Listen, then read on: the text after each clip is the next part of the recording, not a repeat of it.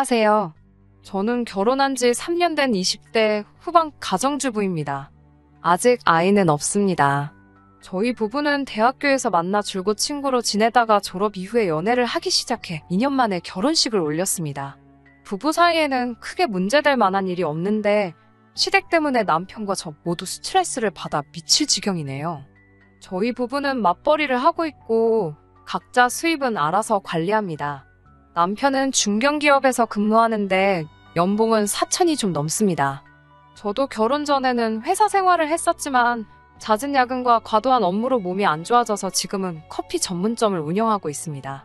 다행히 커피 전문점이 꽤 잘 되는 편이라 월 순수익으로 800 정도는 가져가고 있습니다.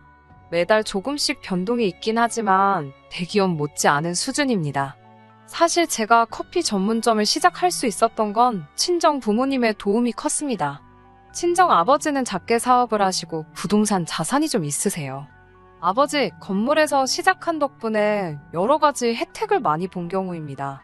반면에 시댁은 경제적 상황이 여유롭지 못한 편입니다.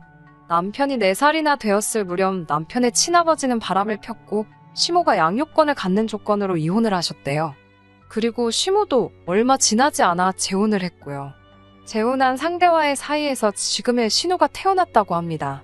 바람난 전 남편의 아들이라는 이유로 시모는 자기 친아들임에도 불구하고 남편을 그렇게 힘들게 했다고 해요. 고등학교 들어가면서는 제대로 문제집 한 권 사주지 않아서 남편은 아르바이트를 시작해야만 했고요. 대학에 들어와서도 편의점과 식당을 가리지 않고 알바해서 등록금 대고 자기 힘으로 졸업했어요. 반면에 신우는 남편 표현을 빌자면 생각 없이 개념 없이 사는 사람입니다. 고등학교 다닐 때부터 워낙 문제가 많아서 강제 전학을 한 번 당했대요. 그래도 정신을 못 차려서 결국엔 퇴학을 당했고요. 그러다 결국 20살에 겨우 검정고시를 치렀고 수능을 3번 치른 후에야 수도권 2년제에 입학할 수 있었습니다. 하지만 남편이 대학을 졸업할 무렵 시모는 불의의 사고로 다시 혼자가 되었습니다. 남은 건 사망보험금과 신우뿐이었죠. 그러자 시모는 남편에게 한 달에 생활비 명목으로 100만 원씩 달라고 그러더래요. 마음 여리고 착한 남편은 시모와 신우의 사정을 모른 척 할 수 없어서 알겠다 했고 그게 지금까지 이어지고 있었고요. 수입도 각자 관리하고 있었고 남편이 시모에게 자식된 도리를 하는 거니까 그 자체에 제가 관여할 이유는 없었습니다. 하지만 저는 남편이 때로 안쓰럽게 보이더라고요. 가령 남편이 하루라도 생활비를 돈 줘야 할 때 안 주게 되면 득달같이 남편에게 전화를 해서 돈 떨어졌다는 소리를 하시며 사람을 쥐잡듯 잡으시거든요. 그런 모습을 보고 있으면 어떻게 이런 시모 밑에서 남편같이 성실하고 좋은 사람이 태어났을까 싶어요. 사실 결혼할 때도 잡음이 아예 없었던 것은 아닙니다. 일단 주택 문제가 쉽지 않더라고요. 지금 살고 있는 아파트는 35평으로 저희 친정부모님이 하나뿐인 딸 행복하게 살라고 지원해주신 집이에요. 반면에 저희 남편은 그 당시 모아둔 돈은 4천만 원 남짓이었고요. 주변 사람들은 남자는 응당 집을 해오고 여자는 혼수를 해야 한다지만 저는 그냥 형편되는 사람이 집을 하면 된다고 생각했어요. 그래서 제가 집을 했고 남편이 혼수를 했을 때도 기분이 나쁘거나 그런 건 없었습니다. 남편이 정말 힘들게 모은 돈인 걸 알았으니까 그 정도만으로도 충분했어요. 시모랑 신우는 경기도 외곽 빌라에서 둘이 살고 있었고 그 곳 전세 보증금은 1억이었는데 그런데 그 1억은 나중에 신우 결혼할 때 쓰실 거라고 저희한테 절대 넘보지 말라고 하시더군요. 남편도 저도 애시당초 그 돈에는 관심도 없었는데 말이죠. 하지만 제가 집을 해왔기 때문에 예단은 안 하는 걸로 생각했어요. 남편도 당연히 그렇게 생각했고요. 서로 주고받을 예물만 적당히 하자고 했고 당연히 꾸민비 같은 것도 안 받았죠. 그리고 이 모든 건 이미 상견례 때 서로 이야기가 된 부분이었습니다. 그런데 결혼식을 며칠 앞두고는 시모가 저희 친정엄마에게 연락해서는 주변에 보는 눈도 있고 자기 체면도 있으니 일단 형식적으로라도 예단을 해야 하지 않겠냐며 1,000만 원만 보내라고 하셨답니다.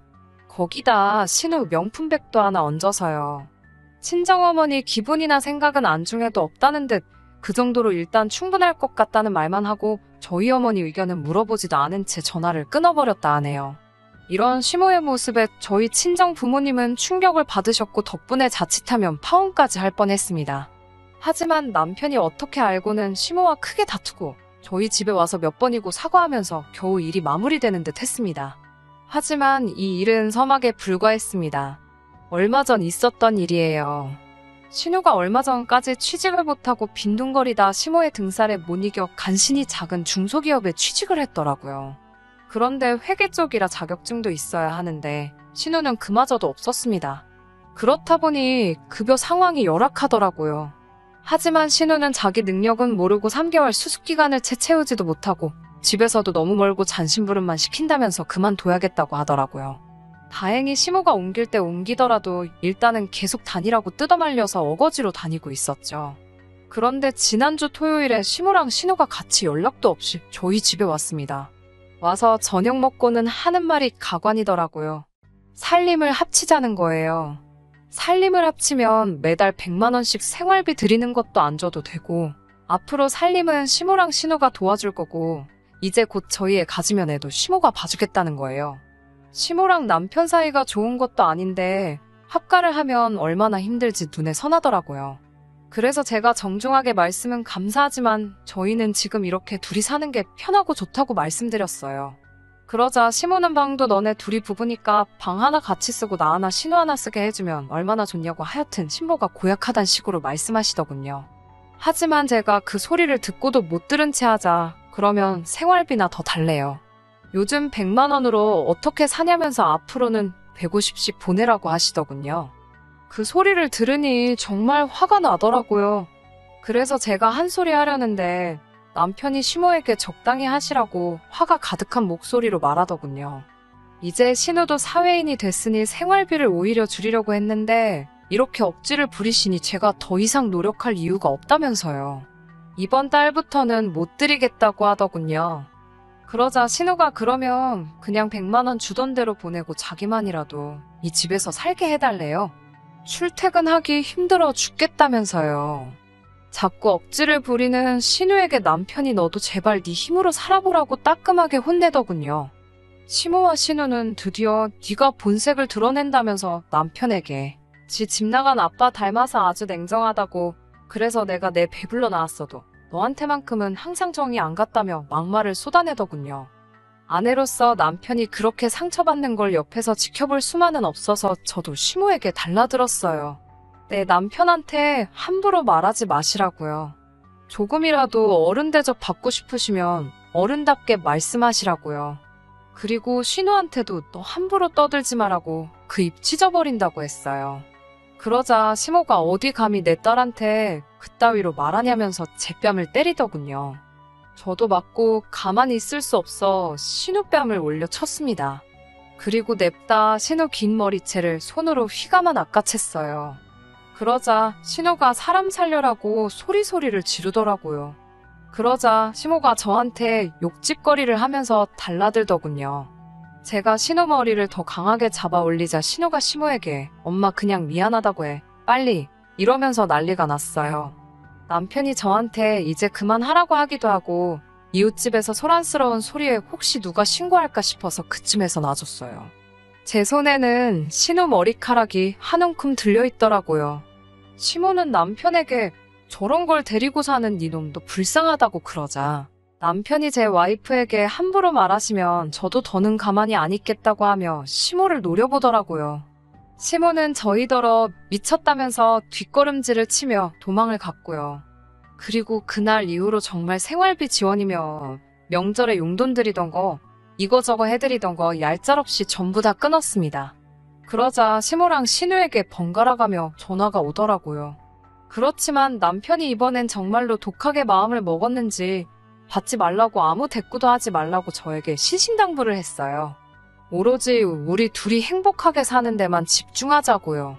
나중에 전에 들은 이야기지만 신우는 결국 그 직장마저도 성실하게 다니지 못해서 입사 2달을 채 못 채우고 잘렸다고 해요. 그리고 살던 빌라도 건물주가 전세금을 올린다고 해서 결국 반지하로 이사를 했고요. 그 이후로 신우는 이런저런 아르바이트를 전전하고는 있고요. 시모는 그 와중에 돈 얼마 벌어보겠다고 동네 아저씨들하고 지저분한 소문이 나서 얼굴도 못 들고 다닌다더군요. 저희 부부는 그 사건 이후로 더욱 서로에게 의지가 돼주며 행복한 결혼 생활을 이어나가고 있습니다. 가끔 남편에게 그래도 친어머니인데 그립지 않냐고 하면 그 어머니에게 받았던 사랑보다 더 큰 사랑을 제가 주고 있기 때문에 자긴 이미 충분히 만족스럽다고 이야기합니다. 내일 하루는 오늘 하루보다 남편을 더 사랑해 주려고요.